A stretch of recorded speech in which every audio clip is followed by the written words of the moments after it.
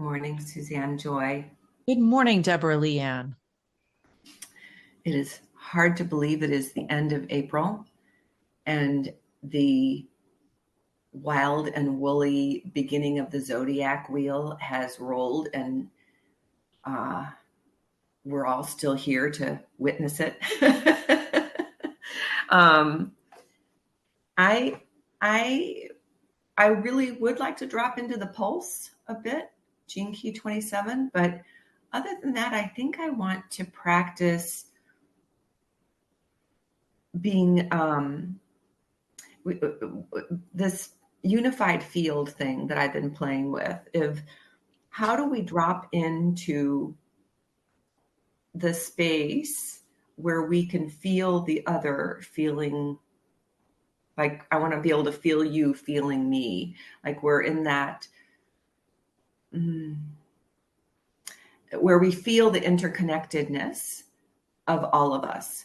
And I feel that the world is continuously trying to spin us into feeling separate and that we don't belong and that our words don't matter, or there's what are my actions going to do? It doesn't matter. It's too big. It's, bigger than me, where I have been spending a lot of time, but also how do we tap into that collective intelligence, that infinite love that is so vast and cosmic and galactic. I want to go there. And I feel like it's perfect because the pulse being selfishness, I've been toggling between those two spaces. So would you like to talk about the Gene Key a little bit to get us kicked off, and then we'll see where we So we're dancing in Gene Key 27 this week. And we're talking about the Gene Keys, which is written by Richard Rudd. And of course, as any kind of expression that there is, he talks about the 3 states of consciousness. And so we're going to be playing with the very human one, which is all about selfishness. And we can talk, if you want, a little bit about the reactive as well as the repressed nature of that. But out of those stages of selfishness, there's this thing that blossoms, and that's our inherent nature. It's the gift of altruism. It's so natural for us to be altruistic, and the actual citic state, or the heavenly or inspired state, conscious, yes, conscious inspired state is selflessness, and which is also just a natural way of naturalness of who we are as a species. If we stay connected to our inherent beingness. Yeah, it's where we go when we drop out of our mind and our over obsession with what we look like, who we are, our role in society, and allow just our beingness to just emanate. And it's almost so simple that we forget how to do it. And so that's where I've been playing with, how do we drop into where I can melt into the allness, and then I don't have to get into that. I mean, not that voice is totally silenced, but it's so much quieter. That one of, oh, well, what are you going to do? And how is that going to work? And then with this, and then with this person. And I'm just like, oh.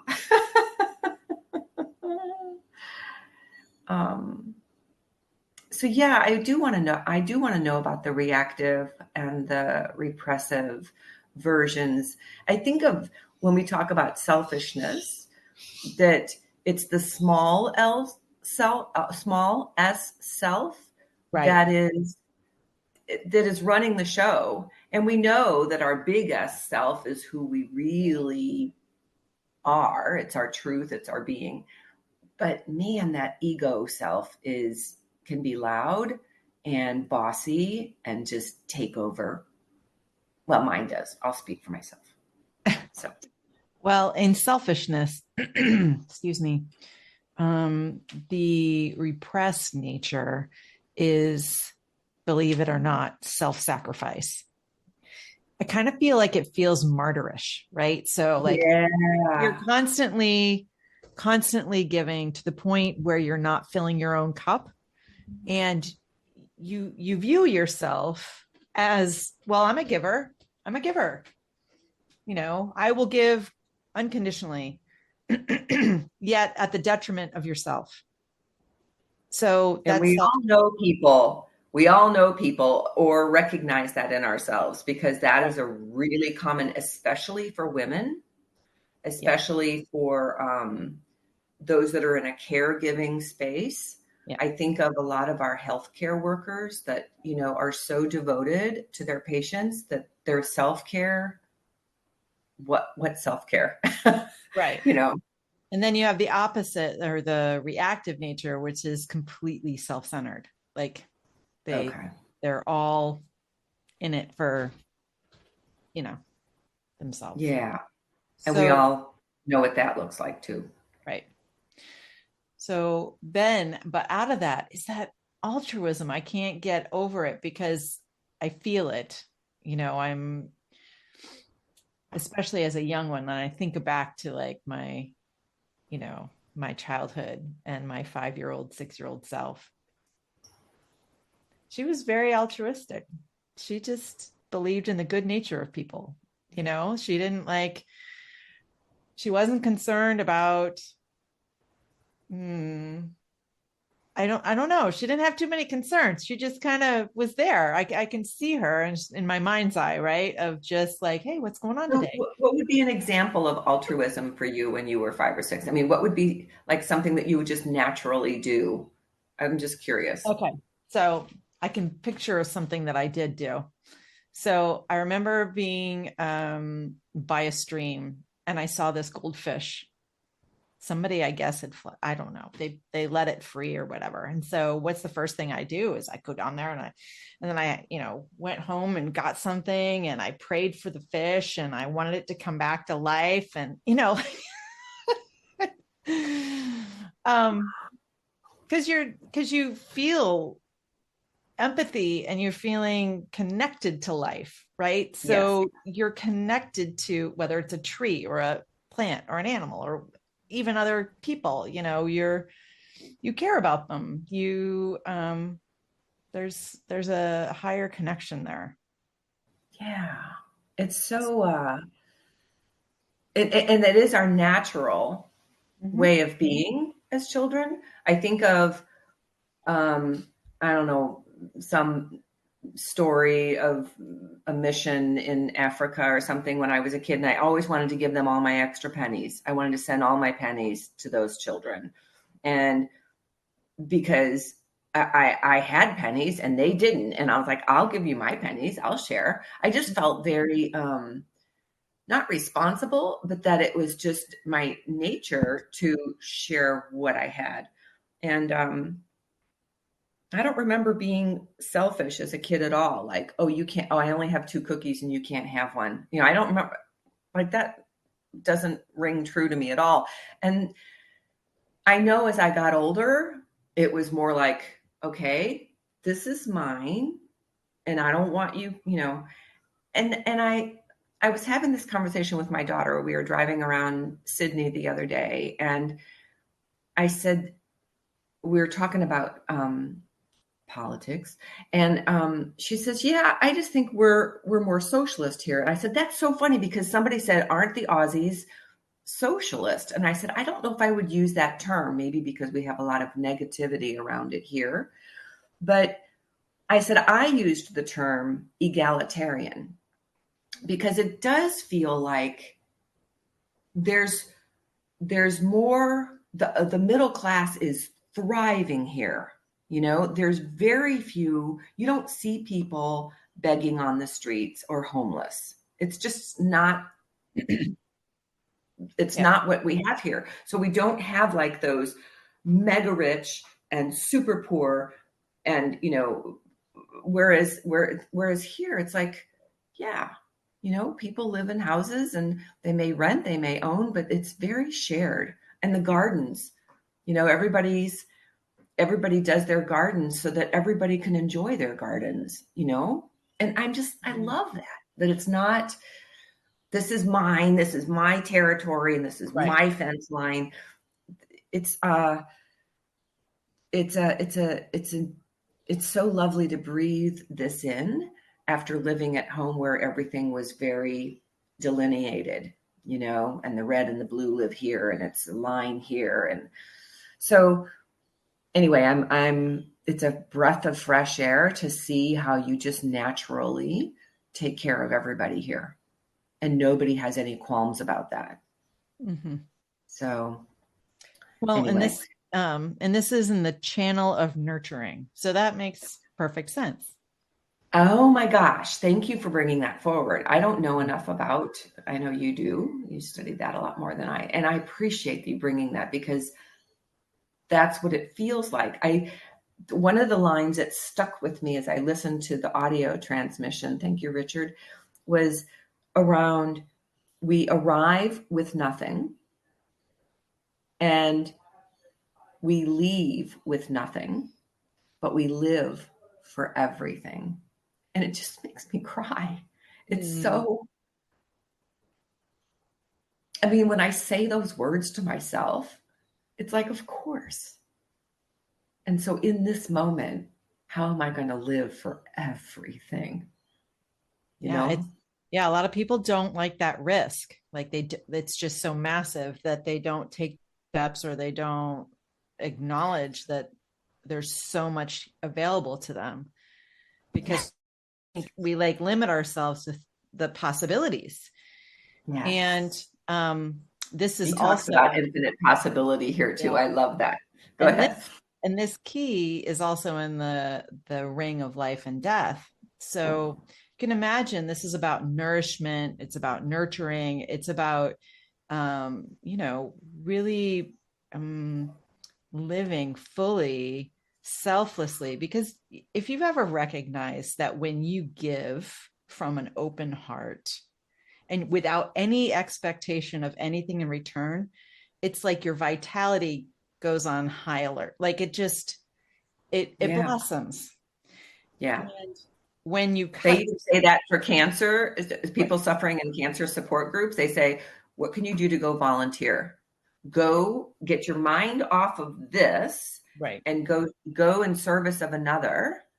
And it gives you, I mean, they even say, I remember reading statistics years ago that people will do volunteer work for no money because of the joy it brings them mm-hmm. versus going to work and hating a job and not wanting to, here they're getting paid to do it and they're like, but I mean, like if we could bring that joy into constant appreciation and, oh, what's the word he talked about? Consideration. Mm.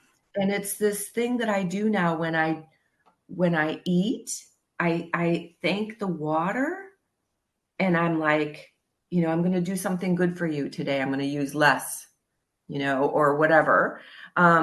We thank the plants and the nutrients and how the sunlight fed those plants. And it's like we feel then connected to that web of life.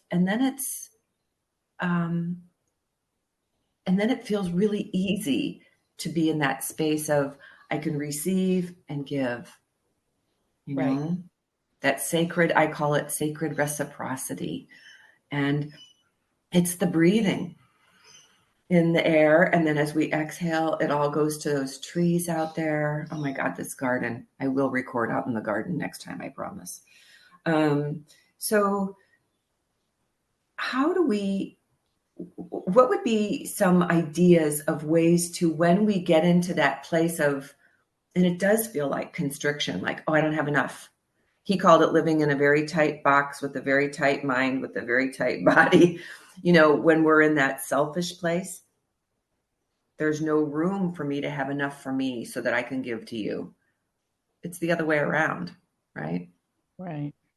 Well, one suggestion that I've done before is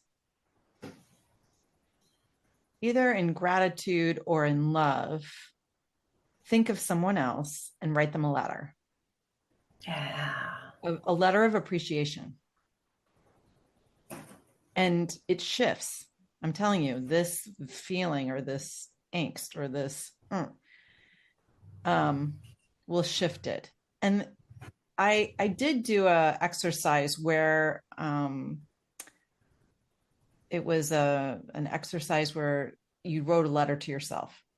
Mm-hmm. And during 21 days, you kept talking inward to yourself. And that is a form of giving, because if your well is dry and you have nothing left in the tank, the only thing you can do is nourish yourself, right? Yeah. That's like the most vital thing.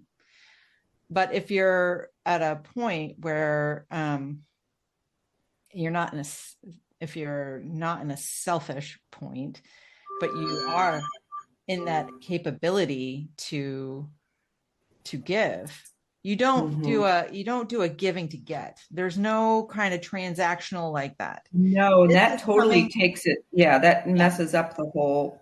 This is more Yeah. from a wellspring of, I'm grateful for this life, and I really truly cherish these people in my life. So I think I'm going to write them. I'm going to tell them how amazing they are. And after I've been thinking about this, because this has been the anniversary time of my mom's passing, and I think, there's so many times when people pass, like we wish we said something.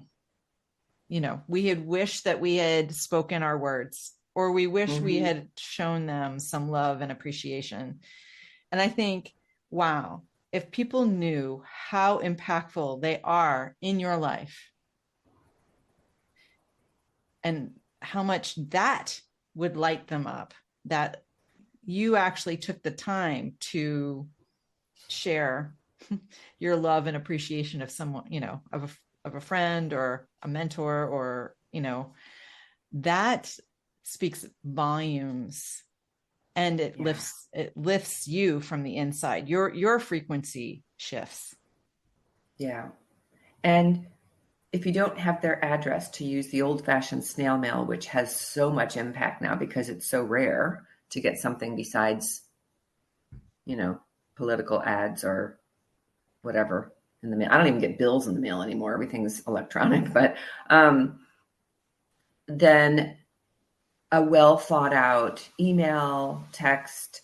I've been using voice clips lately because I feel like I think more from my heart when I speak versus writing. But I've been doing a combination, and they all seem to have their own way of, like somebody said yesterday, oh my gosh, it was so nice to hear your voice. And I thought, wow, you don't think about how we impact each other, and what a beautiful way to give, Yeah.